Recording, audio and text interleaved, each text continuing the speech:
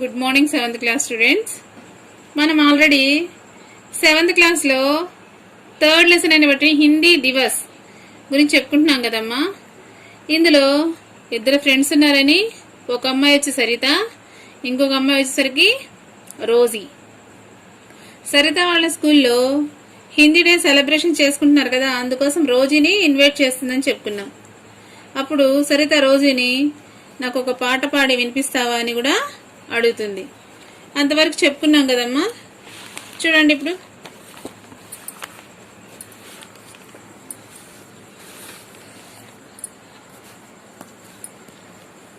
సరిత అపనే విద్యాలయ సే. ఈ అమ్మాయి రోజీ సరితను అడిగింది, క్యా బాత్ హై సరిత, తుమ్ ఆజ్ బడీ ఖుష్ హో, కహా సే ఆ రహీ హో. నువ్వు చాలా హ్యాపీగా ఉన్నావు, ఎక్కడి నుంచి వస్తున్నావు అడిగినప్పుడు సరిత చెప్తుంది, అపనే విద్యాలయ సే, మా స్కూల్ నుంచి. సే అంటే ఇక్కడ ఏంటి, ఫ్రమ్, నుండి అని. కల్ ఏక్ విశేష్ కార్యక్రమ్ హై. ఇక్కడ కల్ అంటే మనం టుమారో చెప్పుకోవచ్చు, ఎస్టర్డే కూడా చెప్పుకోవచ్చు, కానీ ఇక్కడ మనకు వచ్చేసరికి టుమారో. ఏక్ విశేష్ కార్యక్రమ్ హై, ఒక స్పెషల్ ప్రోగ్రామ్ ఉందంట. విశేష్ అంటే ఏంటి, ప్రత్యేక్, స్పెషల్. ఉసీకి తయారీ చల్ రహీ హై, ఆ ప్రోగ్రామ్ సంబంధించినటువంటి కార్యక్రమాలే జరుగుతున్నాయి అని చెప్పింది రోజీ. అచ్చా, గుడ్. తో తుమ్హారే స్కూల్ మే భీ హిందీ దివస్ మనాయా జా రహా హై. Very good. అయితే మీ స్కూల్లో కూడా హిందీ డేని సెలబ్రేట్ చేస్తున్నారా అని అడిగింది. ఎవరు, సరిత అని. ఎవరు అడిగారు, రోజీ. సరిత, హా, ఎస్. కల్ 14 సితంబర్ హైనా. ఇక్కడ కల్ అంటే ఏంటి, టుమారో. టుమారో ఏంటి, 14 సితంబర్. సెప్టెంబర్ ని హిందీలో సితంబర్ అంటాం. హైనా ఇస్లియే తో మై తుమ్హే బులా రహీ థీ, అందుకోసము నేను నిన్ను ఇన్వైట్ చేస్తున్నాను. బులా రహానా అంటే ఏంటి, ఇన్వైట్ చేయడం. ముఝే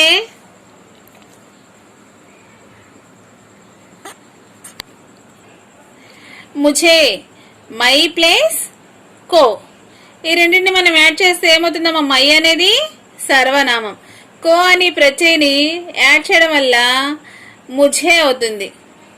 మై ప్లేస్ కో మైకో అవదు, ముఝే అవుతుంది, లేదా ముఝుకో అని చెప్తామన్నమాట. భీ గీత్ సిఖా దోనా, నాకు ఒక పాటని నేర్పించవా అని అడిగింది రోజీ. ఠీక్ హై, ఓకే. మై తుమ్హే సునాతీ హూ, నేను నీకు ఖచ్చితంగా వినిపిస్తాను. ఈ తుమ్హే ఎలా వచ్చింది, తుమ్ ప్లస్ కో, తుమ్కో లేదా తుమ్హే అంటాం. ఈ హూ ఎందుకు రాసాము, ఇక్కడ మైతో ఒక సెంటెన్స్ మైతో స్టార్ట్ అయితే ఎండింగ్ లో ఏమొస్తుంది, హూ వస్తుంది. మై స్కూల్ జాతా హూ, మై ఖానా ఖాతా హూ, మై పాట్ పడతా హూ, మై గానా సున్తీ హూ. ఇలా మై వచ్చినప్పుడు ఏమొస్తుంది, చివరికి హూ అనేది వస్తుంది. ధ్యాన్ సే సునో, జాగ్రత్తగా, కేర్ఫుల్ గా విను. ఔర్ సీక్ లో, జాగ్రత్తగా నేర్చుకో అని చెప్పింది. హిందీ సీఖో, హిందీ నేర్చుకో. హిందీ బోలో, హిందీలో మాట్లాడు. హిందీకో అపనావో, హిందీని యాక్సెప్ట్ చేయి.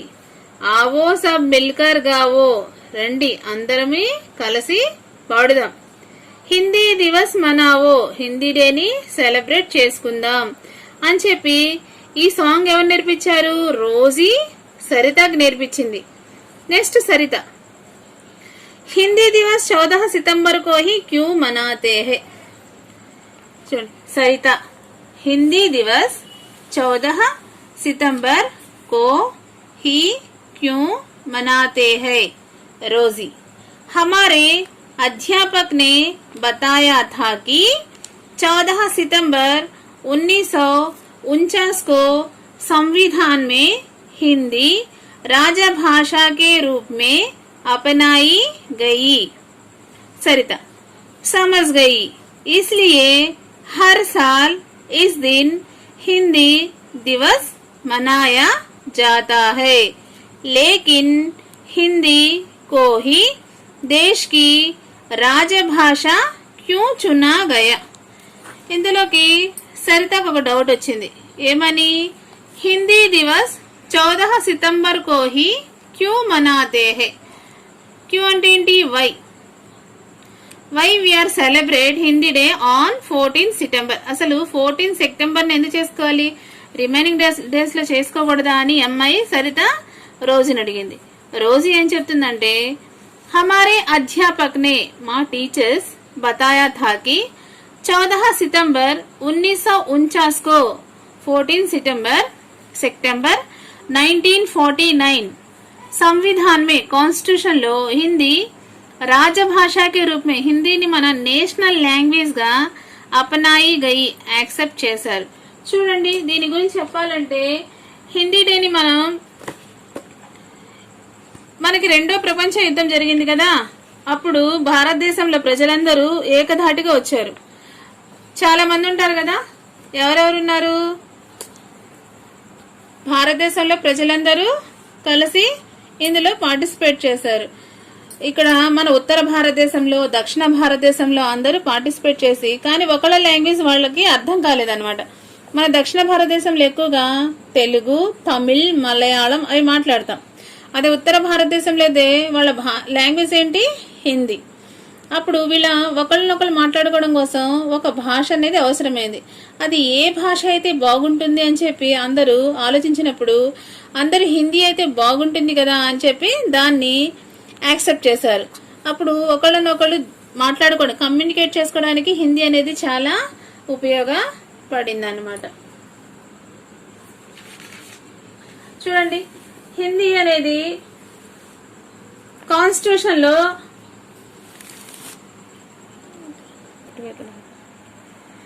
చూడండమ్మా, వాళ్ళ సరోజీ వాళ్ళ టీచర్స్ ఏం చెప్పారంటే 14 సెప్టెంబర్ 1949 అప్పుడు కాన్స్టిట్యూషన్ లో హిందీ రాజభాష రూపంలో యాక్సెప్ట్ చేశారన్నారు కదా. ఆర్టికల్ 343 లో సబ్ వచ్చేసరికి ఏంటి? 1 తహత్. ఈ ఆర్టికల్ ద్వారా హిందీని మన నేషనల్ లాంగ్వేజ్ గా యాక్సెప్ట్ చేశారనమాట. సరిత సమజ్ గయి, అర్థమైంది. ఇస్లియే హర్ సాల్ ఇస్ దిన్ హిందీ దివస్ మనాయా జాతా హై. అందుకోసం ఎవ్రీ ఇయర్ మనం ఈ రోజునే హిందీ డే సెలబ్రేట్ చేసుకుంటామా. లేకిన్ హిందీ కో హీ దేశ్ కి రాజభాష క్యూ చునా గయా. కానీ హిందీని ఎందుకు మనం నేషనల్ లాంగ్వేజ్ గా యాక్సెప్ట్ చేశాం, ఎందుకు చూస్ చేసుకున్నాం అని అమ్మాయి అడిగింది. రోజీ, क्योंकि हिंदी बोलने वाले हमारे देश में सबसे अधिक है. ఎందుకంటే హిందీ మాట్లాడే వాళ్ళు మన భారతదేశంలో చాలా ఎక్కువ మంది ఉన్నారు. లేకిన్ తుమ్ హీ తో బతావో తుమ్ భాషణ్ మే క్యా కహోగి. రోజీ అడుగుతుంది, అయితే నువ్వు చెప్పు, ఏం చెప్తాను, నువ్వు స్పీచ్లో ఏం చెప్పాలనుకుంటున్నావు అని అడిగింది సరిత.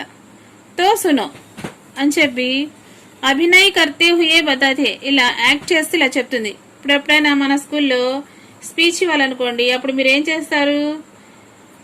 మైక్ తీసుకు. క్యూంకి హిందీ బోల్నే వాలే హమారే దేశ్ మే సబ్సే అధిక్ హై. ఎందుకంటే మన భారతదేశంలో హిందీ మాట్లాడే వాళ్ళు ఎక్కువ. అదే కాకుండా భారతీయ స్వతంత్ర సంగ్రామంలో చాలా మంది పార్టిసిపేట్ చేశారు కదా, మన భారతదేశంలో వాళ్ళందరూ పార్టిసిపేట్ చేశారు కదా. వీళ్ళందరినీ ఒక చోటగా తీసుకొచ్చి ఐక్యంగా పోరాటంలో సహాయం చేసిన భాష ఏంటి? ఈ యొక్క హిందీ. ఎందుకంటే మన దేశంలో ఉన్న రాష్ట్రాలు, ఒక్కొక్క రాష్ట్రంలో ఒక్కొక్క లాంగ్వేజ్ మాట్లాడుతూ ఉంటారు.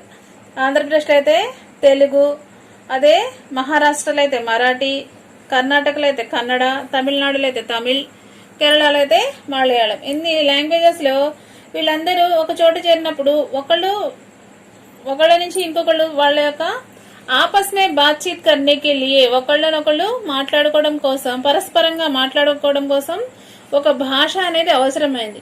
ఆ భాష దేని ద్వారా కంప్లీట్ అవుతుంది, ఫుల్ఫిల్ అవుతుంది అన్నప్పుడు అప్పుడు హిందీ అయితే దానికి బాగా మంచి సూటబుల్ అనుకొని మన భారత ప్రభుత్వం ఏం చేసింది, ఈ హిందీని నేషనల్ లాంగ్వేజ్గా మన యొక్క కాన్స్టిట్యూషన్లో 343 ఆర్టికల్ ప్రకారం దీన్ని చేర్చడం జరిగిందనమాట.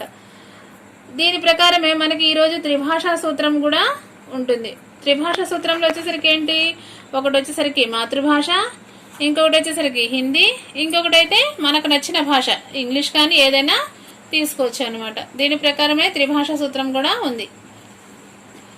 చూడండి, అదే కాకుండా ఇప్పుడు మనం హిందీ అనేది కేవలము మన దేశంలోనే కాకుండా వివిధ దేశాల్లో కూడా ఇప్పుడు దాని యొక్క ప్రాముఖ్యత పెరుగుతూ ఉంది. బంగ్లాదేశ్, మయన్మార్, ఫిజీ, గయానా ఇలాంటి ప్రాంతాల్లో కూడా హిందీ సంబంధించినటువంటి చాలా విశ్వవిద్యాలయాలు ఉన్నాయి. అక్కడి ప్రజలు కూడా హిందీ నేర్చుకోవాలని చాలా ఇంట్రెస్ట్ చూపిస్తున్నారు. అదే కాకుండా హిందీ నేర్చుకోవడం వల్ల మనకి జీవనోపాధి కూడా లభిస్తుంది. ఫిలిం ఇండస్ట్రీలో కానివ్వండి, బ్యాంక్స్లో కానివ్వండి, మనం బ్యాంక్ దగ్గరికి వెళ్ళి ఒక ఫామ్ తెచ్చుకున్నాం అనుకోండి, ఆ వన్ సైడ్ ఇంగ్లీష్లో ఉంటుంది, సెకండ్ సైడ్ వచ్చేసరికి ఏముంటుంది, హిందీలోనే రాయబడి ఉంటుంది. బ్యాంక్ జాబ్స్ పరంగా కానీ, ఫిలిం ఇండస్ట్రీస్ కానివ్వండి, ఎక్కడైనా జాబ్ పరంగా అయినా కూడా మనకి హిందీ అనేది చాలా యూస్ఫుల్ అవుతుంది అనమాట. అందుకని హిందీ మాట్లాడే వాళ్ళు ఎక్కువగా ఉన్నారు కాబట్టి सबसे लेकिन हिंदी तुम भी बताओ तुम भाषण में क्या कहोगे అయితే నువ్వు కూడా చెప్పు, నువ్వు స్పీచ్లో ఏం చెప్పాలనుకుంటున్నావో చెప్పమని అడిగారు. సరిత తో సును అయితే విను. అభినయ్ కర్తే హుయే యాక్ట్ చేస్తూ చెప్తూ ఉంది. మనం స్కూల్లో స్పీచ్ అని డాన్స్ అని చేయాలంటే ఏం చేస్తాం, ఫస్ట్ మనం ప్రాక్టీస్ చేస్తాం. నెంబర్ ఆఫ్ టైం ప్రాక్టీస్ చేసిన తర్వాత మాత్రమే మనం ఆ ప్రోగ్రాంలో పార్టిసిపేషన్ చేస్తాం అనమాట. అదేవిధంగా సరిత ఫస్ట్ యాక్ట్ చేసి ఇలా చూపిస్తుంది. ప్రధాన అధ్యాపక్ జీ ఏవం గురుజనో, రెస్పెక్టెడ్ ప్రిన్సిపల్. ప్రధాన అధ్యాపక్ అంటే ఎవరమ్మా, ప్రిన్సిపల్, ఏవం అండ్ గురుజనో టీచర్స్, భాయి ఆర్ బహనో my dear brothers and sister అని అమ్మాయి ఫస్ట్ సంబోధించింది. ఆప్ సబ్కో హిందీ దివస్ కి హార్దిక్ బధాయి హై, హార్టీ కంగ్రాచులేషన్ అని. బధాయి అంటే ఏంటి, కంగ్రాచులేషన్. ఆప్ సబ్కో మీ అందరికీ హిందీ దివస్ యొక్క విషెస్ చెప్తుంది. హిందీ హమారే దేశ్ కి రాజభాష హై, Hindi our national language. Hindi అనేది మన భారతదేశం సంబంధించినటువంటి రాజ్య భాష. ఇసే సీఖ్నా హమారే లియే బహుత్ జరూరీ హై, దీన్ని నేర్చుకోవడం మనకి చాలా అవసరం, చాలా నెసరీ. సరితానే భాషణ్ మే और क्या क्या कहा होगा, ఇంకా అమ్మాయి స్పీచ్లో ఇంకేమేమి చెప్పుండొచ్చో మీ యొక్క మాటల్లో రాయమని ఇక్కడ చెప్పాడు. ఎందుకని మన రాజభాష అన్నాం, ఎందుకంటే మన రాజ్యంలో జరిగేటువంటి ప్రతి ఒక్క కార్యాలయమైనా ఏ వర్క్ అయినా సరే హిందీలోనే చేయబడుతుంది, హిందీలోనే ఉంటుంది. ఏదైనా మెసేజ్ ఫార్వర్డ్ చేయాలన్నా ఏదైనా కూడా హిందీలోనే పంపిస్తారనమాట. అందుకని దీన్ని మన రాజ్య భాషగా ఎన్నుకోవడం జరిగిందనమాట. ఇది లెసన్ అమ్మ. దీనికి సంబంధించిన గ్రామరు నెక్స్ట్ క్లాస్లో చెప్తాను.